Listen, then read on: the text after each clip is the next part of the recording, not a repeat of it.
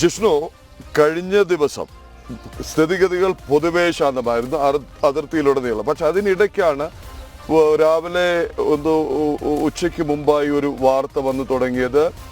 ഭീകരരും സൈന്യവുമായി ഏറ്റുമുട്ടൽ നടക്കുന്നു എന്ന് പറയുന്ന വാർത്ത വരുന്നു. ജിഷ്ണു അത് പറയുന്നു. അതിനുശേഷം ഒരാൾ കൊല്ലപ്പെട്ടു എന്നുള്ള വാർത്ത വരുന്നു. പിന്നീട് 3 പേർ കൊല്ലപ്പെട്ട വാർത്ത വരുന്നു. അതിനുശേഷം ഇവരുടെ വിശദ വിവരങ്ങൾ വരുന്നു. ഇപ്പോൾ ഒരു ഭാഗത്ത് അതിർത്തിക്കപ്പുറത്ത് പാകിസ്ഥാൻ അടങ്ങിയപ്പോൾ അതിർത്തി കടന്ന് ഭീകരർ ഇങ്ങോട്ട് വരാതെ ഇരിക്കാനുള്ള സാഹചര്യം സൃഷ്ടിച്ചപ്പോൾ ഇവിടെ എവിടെയൊക്കെയുള്ള ചില സ്ലീപ്പർ സെല്ലുകൾ ഉണരുകയാണോ?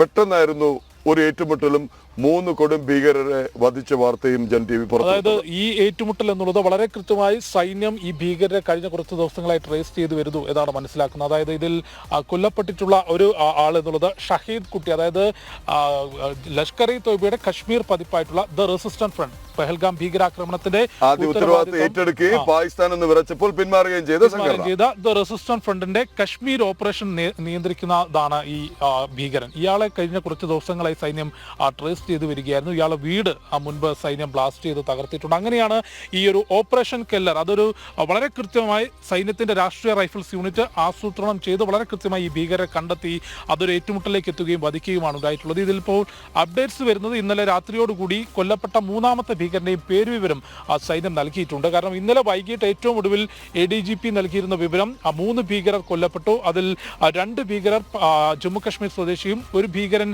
വിദേശിയാണ്, പാക് സ്വദേശിയാണ് എന്ന സംശയമായിരുന്നു പങ്കുവച്ചത്. പക്ഷേ കൊല്ലപ്പെട്ട 3ാമത്തെ ഭീകരന്റെ പേര് ഇപ്പോൾ അമീർ അഹമ്മദ് ദർ, ഷോപ്പിയാൻ സ്വദേശിയായിട്ടുള്ള അമീർ അഹമ്മദ് ദറാണ് കൊല്ലപ്പെട്ടിട്ടുള്ള 3ാമത്തെ ഭീകരൻ. ഇയാളുടെ വീടും മുൻപ് ഈ ഒരു ഓപ്പറേഷൻ സിന്ധൂരിന് തൊട്ടു മുൻപായി സൈന്യം ഭീകരന്റെ വീട് തകർത്ത കൂട്ടത്തിൽ ഈ അമീർ അഹമ്മദ് ദറിന്റെ വീടും സൈന്യം തകർത്തിരുന്നു. കൂടാതെ ഇതിലൊരു കാര്യം ചോദിക്കാനുള്ളത്, ഇത് പല രീതിയിൽ ഏറ്റുമുട്ടൽ നടക്കാറുണ്ട്. ദിവസങ്ങളോളം പിന്തുടർന്ന് അല്ലെങ്കിൽ വിവരം ലഭിച്ച് സൈന്യം ഒരു ഭാഗം വളഞ്ഞിട്ട് ഏറ്റുമുട്ടൽ നടക്കാറുണ്ട്. അതല്ലെങ്കിൽ പെട്ടെന്ന് ഭീകരർ പ്രത്യക്ഷപ്പെട്ട് ഭീകരാക്രമണം നടക്കുന്നു എന്ന് അറിഞ്ഞിട്ട് ഓപ്പറേഷൻ നടക്കാറുണ്ട്. പക്ഷേ ഇതൊരു ഓപ്പറേഷൻ കെല്ലർ എന്ന് പേരിട്ട് സൈന്യത്തിന് നീങ്ങാനായെങ്കിൽ വളരെ വ്യക്തമായ വിവരം ലഭിച്ചിരുന്നു സൈന്യത്തിന് ഇവർ ഇവിടെ തന്നെ ഉണ്ട് എന്ന്. ഈ കെല്ലർ ഫോറസ്റ്റിലെ ഷോപ്പിയാന് സമീപമുള്ള കെല്ലർ വനനിരകളിൽ ഇവർ ഉണ്ടെന്ന് അറിഞ്ഞ ശേഷം അപ്പോൾ കെല്ലർ ഓപ്പറേഷൻ എന്ന് പേരിട്ട് തീരുമാനിച്ച് നീങ്ങി ഇവരെ വളഞ്ഞതാണ് പിടിക്കാനായി. അതായത് ഈ പെഹൽഗാം ഭീകരാക്രമണത്തിന് ഈ ഷഹീദ് കുട്ടിയുടെ സഹായം ലഭിച്ചു എന്ന് സൈന്യത്തിനും അന്വേഷണ ഏജൻസികൾക്കും നേരത്തെ വ്യക്തമാക്കിയിരുന്നു. പിന്നീട് ഇയാളെ ട്രേസ് ചെയ്ത് വരുമ്പോൾ കുൽഗാം, ഷോപ്പിയാൻ ഈ 2 പ്രദേശങ്ങൾക്കും ഇടയിൽ വനമേഖലയാണ്. ഈ വനമേഖലയിൽ ഈ ഭീകരർ തമ്പടിച്ചിട്ടുണ്ട്, അതിന് പുറത്തേക്ക് പോയിട്ടില്ല എന്നുള്ളൊരു നിഗമനം ഉണ്ടായിരുന്നു.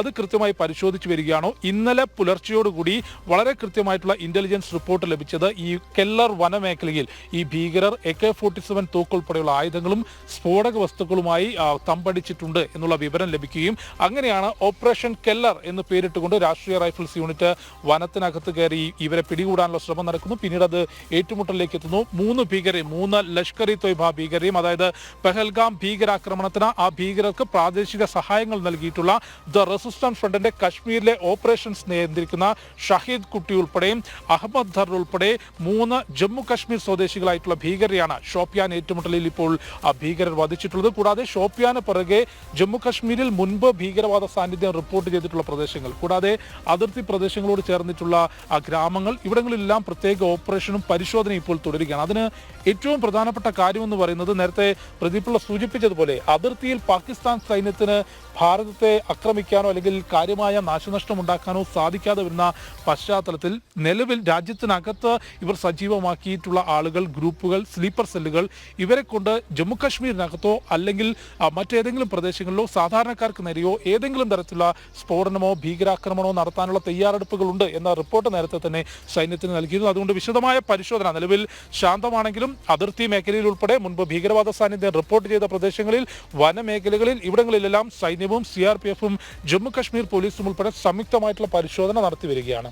അപ്പം നമുക്ക് ഇതുമായി ബന്ധപ്പെട്ട റിപ്പോർട്ട് കൂടി പരിശോധിക്കാൻ തോന്നുന്നു. എന്താണ് ഓപ്പറേഷൻ കെല്ലർ? ഈ ഓപ്പറേഷൻ സിന്ധൂരിനെ തുടർന്ന് ഭാരതം ഈ ഓപ്പറേഷൻസ് അവസാനിപ്പിച്ചിട്ടില്ല. ഭീകരതയ്ക്കെതിരായ പോരാട്ടം തുടരുകയാണ്. അതിനിടയിലാണ് ജിഷ്ണു ഇപ്പോൾ വിശദീകരിച്ച ഓപ്പറേഷൻ കെല്ലർ.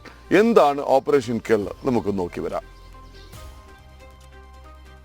മെയ് 13 പുലർച്ചെ ദക്ഷിണ കാശ്മീരിലെ ഷോപ്പിയാനിലെ കെല്ലറിലെ നിബിഡവനങ്ങളിൽ ഭാരത സൈന്യം ഭീകരവിരുദ്ധ ഓപ്പറേഷൻ ആരംഭിച്ചു.